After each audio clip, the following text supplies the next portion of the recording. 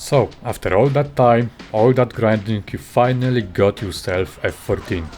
But then you start to play it, and then you ask yourself question, how the hell does that even work? What the hell is that? How did that even happen? What are those? Well, let me walk you through the basics, so you have some basic understanding on how this jet works, and so that way you can avoid mistakes and confusion I had while playing it for the first time. First off, let's go to the option set radar to rectangular shape if you didn't already had it on. So instead of that cone, that stupid ass cone, it actually gonna look like that.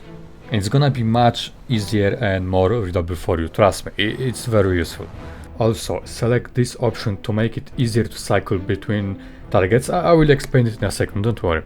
Then go to controls and pay attention. This is radar target cycle, which means you can use it to cycle between enemies that your radar is tracking. This is useful while using AIM-54s, because you can just pick your target and then fire the missile. You don't have to stick to one target that your radar is picking. Then bind something comfortable to wing sweep. While this isn't necessary, it can be useful when you want to dogfight and don't want to be screwed over by automatic mode. When you start your match, change radar mode to TWS, which means track while scan. You can do that with Alt plus B combination, which is a default keybind.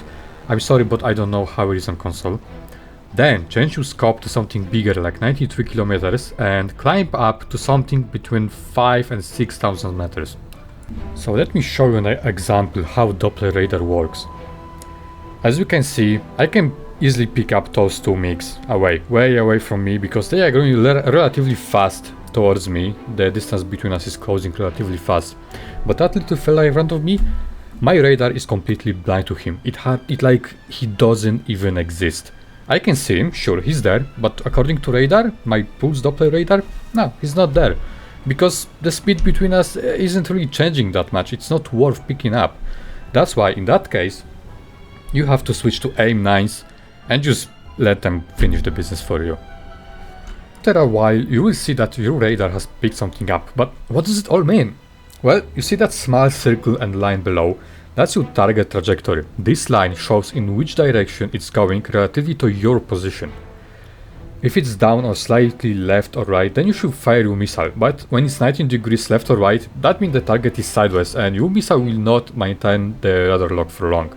Before you fire, make sure that trajectory is good enough and go for it.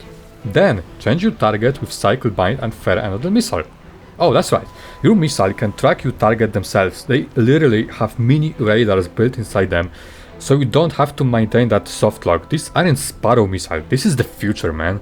I suggest having at least 2 Sparrow missiles and some AIM-9s so you can dive down and get your hands dirty. Sure, you can go back to airfield after firing your AIM-54s and rearm, but before you do that, before you gain altitude again, the game's gonna be either over or enemies will be flying back to their own airfields, which means you will not see them on your radar.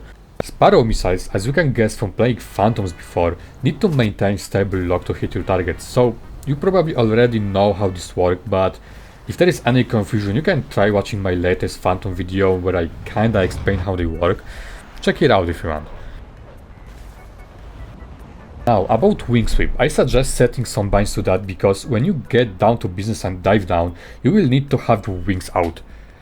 This will give you more agility and make turning easier. Automatic mode can screw you over in these scenarios. Sure, you're not gonna win every fight, but at least you can make it a bit easier for yourself, because why not? And those are basics. I'm not gonna go full in-depth guide, because that's not what it is. I just wanted to make some basic guide for people who are just starting.